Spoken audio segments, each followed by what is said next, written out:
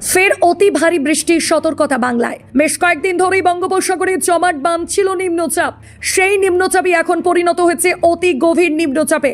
আজ সকালে হাওড়া অফিস থেকে জানানো হয়েছে দুপুরের পরেই পূর্ব মেদিনীপুরের কাঁথির কাছ দিয়ে স্থলভাগে প্রবেশ করবে এই অতি গভীর নিম্নচাপটি। বাংলায় যে এর প্রভাব ভালোই পড়বে তা ইতিমধ্যেই বোঝা যাচ্ছে।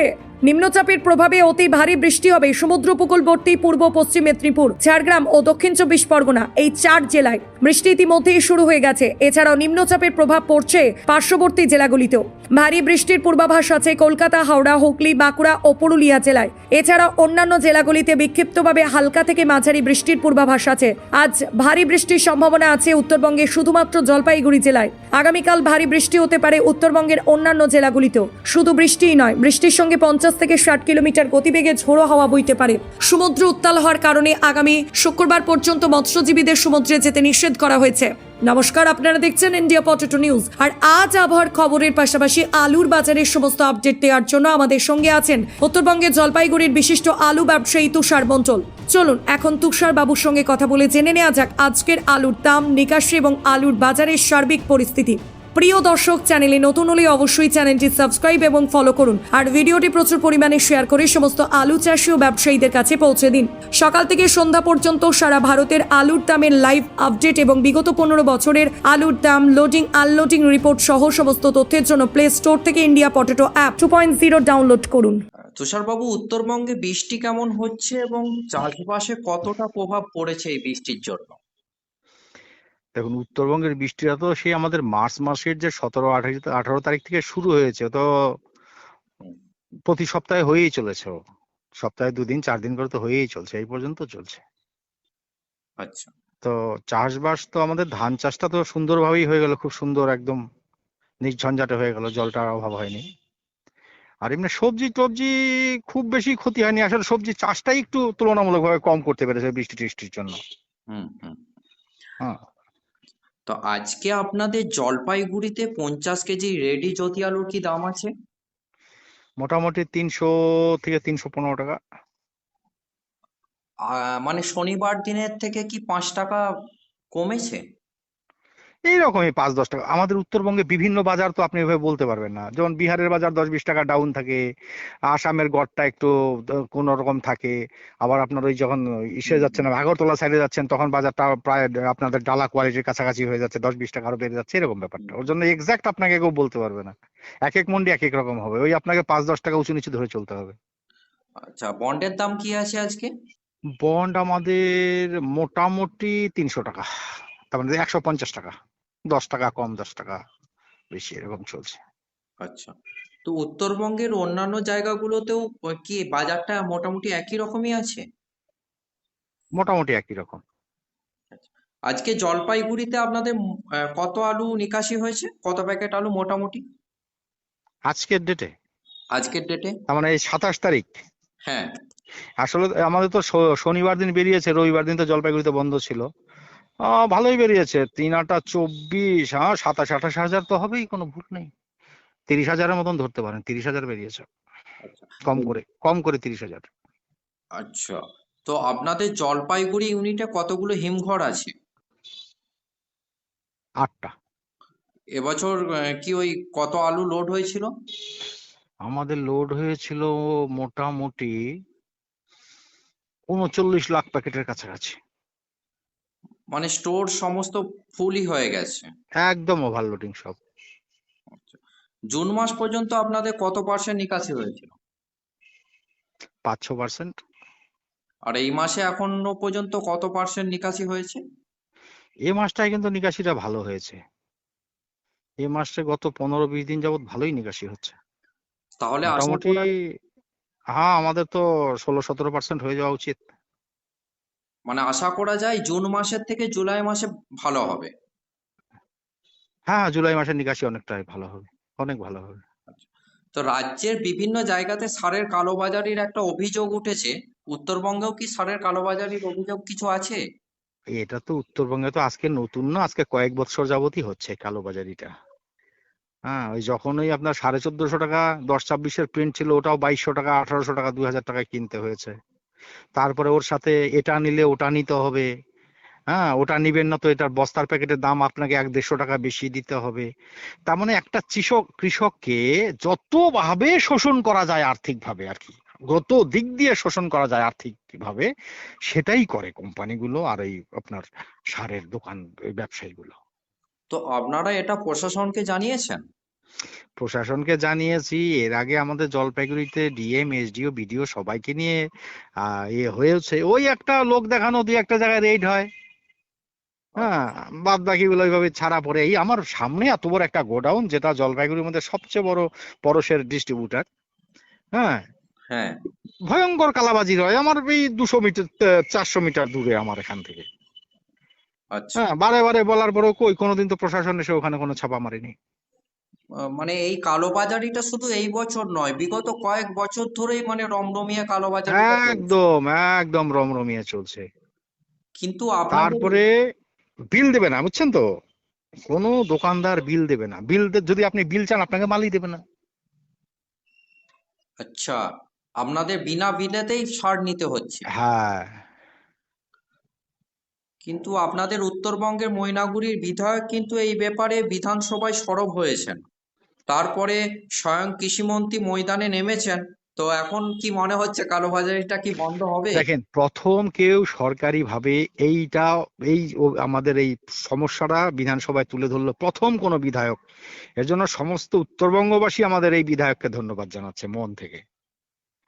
হ্যাঁ, আচ্ছা। তারপরে যদি সত্যি আমাদের কৃষিমন্ত্রী কোনো ব্যবস্থা করেন, ভালো হবে, উপকৃত হবে চাষিরা। না হলে দেখেন, চাষিরা তো সর্বশান্ত হয়ে গেছে, এবার একদম সর্বশান্ত হয়ে গেছে চাষি। এখন যদি তারপরে এইবার যদি রাসায়নিক সারেও এরকম লুট করে, তাহলে তো চাষি চাষবাসই করতে পারবে না। সমস্ত হিমঘরের হাই স্পিড কম্প্রেসরে ব্যবহৃত বিভিন্ন স্পেয়ার পার্টসের একমাত্র ভরসাযোগ্য ব্র্যান্ড ক্রস। কোল্ড স্টোরেজের দরজা জানালার জন্য হিমঘর মালিকেরা শুধুমাত্র ভরসা করেন ডোর চেকের উপর। সুপার ফ্রিজের ভালভ ব্যবহার ক্রমাগত সমৃদ্ধ করছে বেশিরভাগ কোল্ড স্টোরেজকে। হিমঘরের ছাদে ক্র্যাক মেরামত ও বছরে 10% বিদ্যুৎ বিল সাশ্রয়ের জন্য সঠিক নাম টেমচেক। আমাদের মূল কোম্পানি সুপার সেলস ইন্ডিয়া, কর্ণধার মোহিত আগরওয়াল। আমাদের ঠিকানা 10A hospital street, room number 110, Kolkata 7,72,072। Mobile number 8100077711 অথবা 9836122222। হরদেব সিং সাংঘার এস মার্কা ও সুখজিৎ সিং ভাট্টির বি মার্কা আলু বীজ বিক্রয়ের বিশ্বস্ত প্রতিষ্ঠান ঘোষাল এগ্রিকালচার এন্টারপ্রাইজ। দীর্ঘ 1 দশকেরও বেশি সময় ধরে প্রতিটি কৃষকের বিশ্বাসের আরেক নাম ঘোষাল এগ্রিকালচার এন্টারপ্রাইজ। খুচরো ও পাইকারি বীজ বিক্রয় করা হয়। প্রযত্নে শম্ভুনাথ ঘোষাল। আমাদের 2টি কাউন্টার আছে। হরদেব সিং সাংঘার এস মার্কা পিওর কাউন্টার ধনিয়াখালী হল স্টেশনের কাছে ঘোষাল মার্বেল সন্নিকট, এবং সুখজিৎ সিং ভাটির বি মার্কা পিওর কাউন্টার বেলমুড়ি হাটতলা, হুগলি। এছাড়াও আমাদের বেলমুড়ি হাটতলার কাউন্টারে মাহিন্দ্রার কলম্বো আলু পাওয়া যায়। Mobile number 9434301523। Original Bhatti S, GS, KF, কেতন, জেএফ, এনএএফ, টিএফ সহ বিভিন্ন নামি দামি উচ্চ ফলনশীল সেরা পাঞ্জাব আলু বীজ মানে তারকেশ্বরের সারদা আলু বীজ ভান্ডার। আইটিসি টেকনিক ও হিমালিনী ও মাহিন্দ্রা কোম্পানির কলম্বা স্পেশাল বীজের সেরা পরিবেশক তারকেশ্বরের সারদা আলু বীজ ভান্ডার। প্রোপাইটার প্রদ্যুৎ কুমার দাস। ঠিকানা ডিসি রোড, তারকেশ্বর নতুন bus stand, Hooghly. Phone number 9434011411 অথবা 9933442118। এটা শুধু মানে এই বছর সরকার পরিবর্তন হতে এই মানে প্রস্তুতিটা নিয়েছে, কিন্তু আগেকার সরকার যখন ছিল তখন পুরো চরমভাবে কালোবাজারি চলেছে। চরম ভাবে, ভয়ঙ্কর ভাবে, যে কি পরিমাণ কালোবাজারি এটা, তার মানে কি বলবো আর। তো আপনাদের উত্তরবঙ্গ থেকে বর্তমানে এখন কোন কোন রাজ্যে আলু রপ্তানি হচ্ছে? ওই আসামের 7 সিস্টার্স, এদিকে বিহার, নেপালে কিছু যাচ্ছে, এই তো। যে সমস্ত বাইরের স্টেট গুলোতে আপনাদের রপ্তানিটা হচ্ছে, ডিমান্ড কি রকম আছে, চাহিদা কেমন? বিহারের ডিমান্ডটা মোটামুটি আছে, আসামেও আছে মোটামুটি, তো খুব বেশি ভালো বলা যায় না এখনো, আমার মনে হয় একটু ভালো হবে, সব জায়গায় ওদের স্টকটা কমছে তো। কিন্তু আসামে আসামে, তো আপনার বন্যা হয়ে গেছে, হ্যাঁ। তো বন্যার জন্য আসামের চাহিদা মনে হচ্ছে তো বাড়বে নাকি? শোনেন ব্যাপারটা একটা কথা বলি, যে আমাদের বন্যা ব্যাপারটা আছে না, বর্ষাকালে বন্যা হবে এটাই স্বাভাবিক। বর্ষাকালের বন্যায় খুব বেশি ডিমান্ড বাড়াতে পারে না। বন্যাটা অসময়ের বন্যাটায় যেটা সবচেয়ে বেশি সবজির ক্ষতি করে। বর্ষাকালের বন্যায় আপনার সবজির তো আর ক্ষতি হয় না তেমন, কেন বর্ষাকালের বন্যাটা সবাই জানে, বর্ষাকাল সেইভাবেই সবজিগুলোকে তৈরি করে যতটুকু হয়। আর অসময়ে যেটা বন্যা, যেটা অক্টোবর মাসে, অক্টোবরে হলো, নভেম্বরে হলো, এটা প্রচন্ড ক্ষতি করে। আর এখন যদি বেশি বন্যা হয় তা মানুষ ঘর বাড়ি ছেড়ে রিলিফ ক্যাম্পে থাকবে, বাঁধের উপরে থাকবে, রাস্তার উপরে থাকবে, এটা আলুর খপত আরো কমে যাবে তো। হুম। যদি স্বাভাবিক ঘর গৃহস্থে মানুষের না চলে, তা আলু কি খাবে? যদি এখন যদি কয়েক লক্ষ লোক যদি ওই আপনার ওই লঙ্গর খানার খাবার খায়, ওইখানে বেঁচে থাকতে হয় 1 মাস 20 দিন, তো এই সময় তো আরো কমে যাবে। পরে হয়তো একটু বাড়বে, কিন্তু এই সময় তো কমে যাবে। একদমই একদম। তো আপনাদের ওখানে আগের সরকার থাকাকালীন হুম। আলু বীজের ওপরে কোনো কালোবাজারি হতো নাকি? দেখেন, আলু বীজের কালোবাজারি তো আমরা এইভাবে বলতে পারবো না। আলু বীজের কালোবাজারি দেখেন ব্যবসায়ীদেরই বা কি বলবো। পাঞ্জাব থেকে 3,000 টাকায় কিনে এনে আবার 1500 টাকা দিয়ে বিক্রি করছে, আর 1500 টাকায় কিনে এনে আবার 4,000 টাকাও তো বিক্রি করতে হচ্ছে। অনেকটা লটারির মতন হচ্ছে এদের ব্যবসাটা। আচ্ছা। এখন এ তো বীজের তো কোনো ফিক্সড প্রাইস হয় না। এটা যদি গভর্নমেন্ট কোথাও, পাঞ্জাব গভর্নমেন্ট, ইন্ডিয়ান গভর্নমেন্ট বা পশ্চিমবঙ্গ সরকার মিলে যদি একটা ফিক্সড প্রাইস করে যে না এই বীজ এই রেটের মধ্যে দিতে হবে, সেটা অন্য কথা। আচ্ছা, এই বছর কি চাষ মনে হচ্ছে একটু কমে যাবে আপনাদের ওইদিকে? দেখেন, এখন তো যা পরিস্থিতি বোঝা যাচ্ছে যে আলু চাষির হাত তো অনেকটাই ফাঁকা। আর মাঠে তো একটা প্রভাব পড়বেই, সে যতটুকুই পড়ুক, আচ্ছা, কিছুটা কম হতেই পারে। তো আপনি আলু চাষি ও ব্যবসাদারদের উদ্দেশ্যে কি বার্তা দিতে চান? দেখেন, স্টকটা তো প্রচুর আছে, এবছরের স্টকটা কিন্তু প্রচুর স্টক, আমাদের আইডিয়ার বাইরে স্টক। তা আমার মনে হচ্ছে এই বছর না, ওই আবেগ না দিয়ে নিজস্ব চিন্তা ভাবনা করে বিচার বুদ্ধিতে বিচার করে আলুটা কেনা বেচা করা উচিত। হ্যাঁ, এবং কারণ এবং হচ্ছে আলু আবেগ আবেগ দিয়ে এবার আলু চলবে না। এবং আলুটাকে ধরে না রেখে আস্তে আস্তে বিক্রি করে বেরিয়ে যেতে হবে। ওটাই বললাম যে সবাই যেন বাস্তব বুদ্ধিটা প্রয়োগ করে। বসে কোনোবার একটা দিবেই, টাকা হবেই, কোনোদিন আলু এই এত নিচে নামেনি, ওগুলা আবেগের কথা বলে লাভ নেই।